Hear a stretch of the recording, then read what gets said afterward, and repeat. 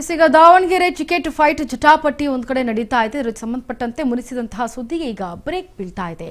ಅಂದ್ರೆ ಈ ಒಂದು ಸುದ್ದಿಗೆ ಈಗ ಜಮೀರ್ ಬ್ರೇಕ್ ಹಾಕಿದ್ದಾರೆ. ನಾನು ಯಾವತ್ತೂ ಅಸಮಾಧಾನಗೊಂಡಿರಲಿಲ್ಲ. ದಾವಣಗೆರೆಯಲ್ಲಿ ಜಮೀರ್ ಅಹಮದ್ ಖಾನ್ ಈಗ ಸ್ಪಷ್ಟನೆ ಪಡಿಸ್ತಾ ಇದ್ದಾರೆ. ಕಾಂಗ್ರೆಸ್ ಅಭ್ಯರ್ಥಿ ಪರ ಪ್ರಚಾರಕ್ಕೆ ಅಂತ ಸಚಿವ ಜಮೀರ್ ಅಹಮದ್ ಎಂಟ್ರಿ ಕೊಟ್ಟಿದ್ದಾರೆ. ದಾವಣಗೆರೆ ಉಪಸಮರಕ್ಕೆ ಸಿಕ್ಕತು ಹೊಸ ಟ್ವಿಸ್ಟ್. ಈಗ ಕಾಂಗ್ರೆಸ್ ಹೈಕಮಾಂಡ್ ತೀರ್ಮಾನವೇ ಅಂತಿಮ ತೀರ್ಮಾನ. ಟಿಕೆಟ್ ಕಸರತ್ತಿನ ಬಳಿಕ ಮೌನ ಮುರಿದಿದ್ದಾರೆ ಜಮೀರ್. ದಾವಣಗೆರೆಯಲ್ಲಿ ಉಪಸಮರಕ್ಕೆ ಇದು ಬಿಗ್ ಟ್ವಿಸ್ಟ್.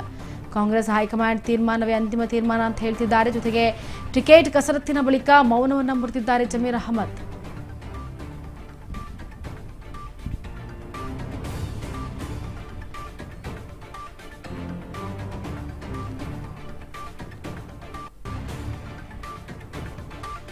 ನೋಡಿ, ದಾವಣಗೆರೆಯಲ್ಲಿ ಏನು ಜೋರಾಗಿ ಒಂದು ಬೈ ಎಲೆಕ್ಷನ್ ಸಂಬಂಧಪಟ್ಟಂತೆ ಟಿಕೆಟ್ ಘೋಷಣೆಯನ್ನ ಮಾಡಲಾಗಿತ್ತು. ಆ ಸಂದರ್ಭದಲ್ಲಿ ಎಲ್ಲ ಒಂದಷ್ಟು ಕಾಂಟ್ರವರ್ಸಿಗಳು, ಒಂದಷ್ಟು ಅಸಮಾಧಾನ ಅವರವರಲ್ಲಿ ಮೂಡಿತ್ತು.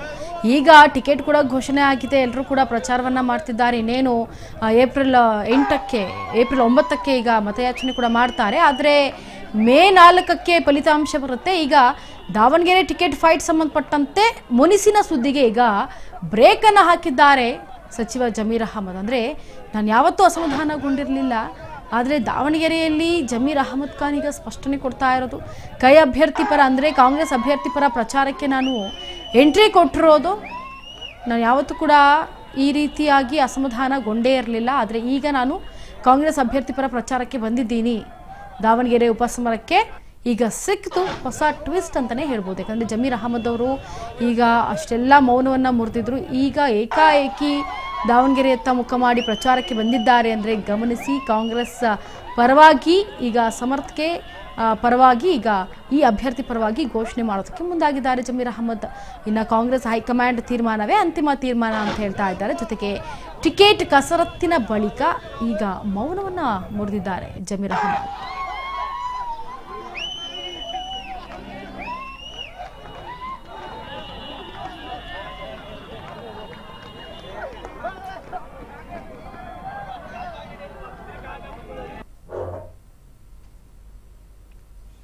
ಇದ್ರ ಬಗ್ಗೆ ಹೆಚ್ಚಿನ ಮಾಹಿತಿಯನ್ನ ಕೊಡೋದಕ್ಕೆ ನಮ್ಮ ಪ್ರತಿನಿಧಿ ರಾಮ್ ಪ್ರಸಾದ್ ಸಂಪರ್ಕಕ್ಕೆ.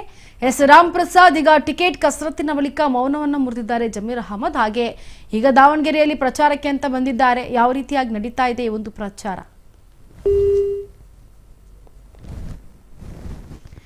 ಮತ್ತೆ ಸಂಪರ್ಕಕ್ಕೆ ತೆಗೆದುಕೊಳ್ತೇವೆ. ತಾಂತ್ರಿಕ ದೋಷದಿಂದ ಸಂಪರ್ಕ ಕಡಿತವಾಗಿದೆ. ನೋಡಿ, ತೀರ್ಮಾನವೇ ಏನು ಕಾಂಗ್ರೆಸ್ ಹೈಕಮಾಂಡ್ ತೀರ್ಮಾನ ಅಂತಿಮ ತೀರ್ಮಾನ ಅಂತ ಹೇಳ್ತಾ ಇದ್ದಂಥ ಸಂದರ್ಭದಲ್ಲಿ ಈಗ ಹೊಸ ಟ್ವಿಸ್ಟ್ ಸಿಗ್ತಾ ಇದೆ. ಈ ಒಂದು ದಾವಣಗೆರೆಯ ಬೈ ಎಲೆಕ್ಷನ್ ಸಂಬಂಧಪಟ್ಟಂತೆ ಕಾಂಗ್ರೆಸ್ ಅಭ್ಯರ್ಥಿಯಲ್ಲಿ ಆಯ್ಕೆಯಾಗಿರುವಂತಹ ಸಮರ್ಥ ಶಾಮನೂರಿಗೆ ಸಪೋರ್ಟ್ ಮಾಡೋದಕ್ಕೆ, ಅವರ ಪರ ಮತವನ್ನ ಕೇಳೋದಕ್ಕೆ ಈಗ ಜಮೀರ್ ಎಂಟ್ರಿ ಕೊಟ್ಟಿರೋದು. ಎಸ್ ಮಲ್ಲಿಕಾರ್ಜುನ್ ಅವರು ಹೇಳಿರುವಂತಹ ಆ ಒಂದು ಹೇಳಿಕೆಗಳು ಈ ಕಡೆ ಜಮೀರ್ ಅಹಮದ್ ಅವ್ರನ್ನ ಕೆಣಕಿತ್ತು. ಇಬ್ಬರ ನಡುವೆ ನಡೀತಾ ಇರುವಂತಹ ಈ ಒಂದು ಟಫ್ ಮೈಟ್ ಮಧ್ಯ, ಕಾಂಟ್ರವರ್ಸಿ ಮಧ್ಯೆ ಈಗ ಅಖಾಡಕ್ಕೆ ದಾವಣಗೆರೆಗೆ ಇಳಿದಿದ್ದಾರೆ ಜಮೀರ್ ಅಹಮದ್. ಇದಕ್ಕೆ ಹೆಚ್ಚಿನ ಮಾಹಿತಿಯನ್ನ ಕೊಡೋದಕ್ಕೆ ನಮ್ಮ ಪ್ರತಿನಿಧಿ ರಾಮ್ ಪ್ರಸಾದ್ ಸಂಪರ್ಕಕ್ಕೆ. ರಾಮ್ ಪ್ರಸಾದ್, ಧ್ವನಿ ಕೇಳಿಸ್ತಾ ಇದೆಯಾ?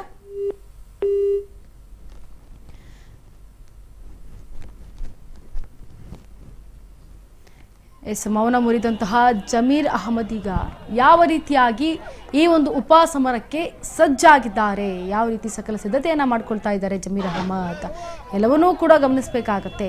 ಯಾಕೆ ಅಂತಂದ್ರೆ ಈಗ ಮೌನ ಮುರಿದಿರುವಂತಹ ಜಮೀರ್ ಅಹಮದ್ ದಾವಣಗೆರೆ ಟಿಕೆಟ್ ಫೈಟ್ ಅನ್ನ ಮುನಿಸಿಟ್ಕೊಂಡಿದ್ರಲ್ಲ, ಅದಕ್ಕೀಗ ಬ್ರೇಕ್ ಬಂದಿದೆ. ಈಗ ದಾವಣಗೆರೆಯಲ್ಲಿ ಪ್ರಚಾರಕ್ಕೆ ಅಂತ ಬಂದಿದ್ದಾರೆ. ನಾನು ಯಾವತ್ತೂ ಅಸಮಾಧಾನಗೊಂಡಿರಲಿಲ್ಲ, ಆದರೆ ಆ ಒಂದು ಹೇಳಿಕೆಗಳು ಕೊಟ್ಟಾಗ ಮಲ್ಲಿಕಾರ್ಜುನ್ ಅವರು ಅಸಮಾಧಾನ ಆಯಿತು ಅಂತ ಹೇಳಿದ್ದಾರೆ.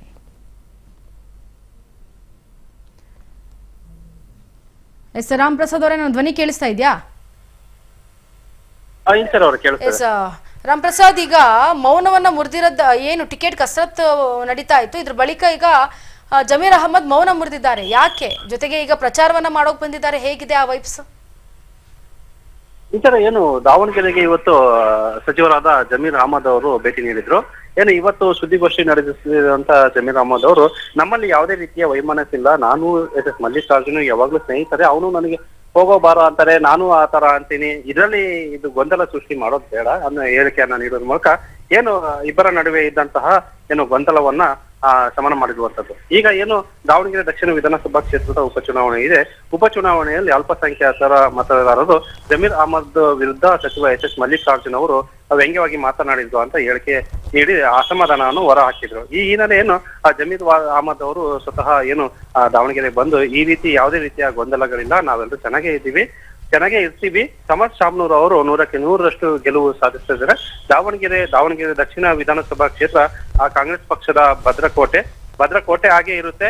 ಈಗಲೂ ಸಹ ಸಮರ್ ಶಾಮ್ನೂರ್ ಅವರು 100ಕ್ಕೆ 100ರಷ್ಟು ಗೆಲುವು ಸಾಧಿಸುವ ಮೂಲಕ ಕಾಂಗ್ರೆಸ್ ಪಕ್ಷದ ಏನು ನೂತನ ಶಾಸಕರಾಗಿ ಹೊರಹೊಮ್ಮುತ್ತಾರೆ ಅಂತ ಹೇಳಿಕೆಯನ್ನ ನೀಡಿರುವಂತದ್ದು.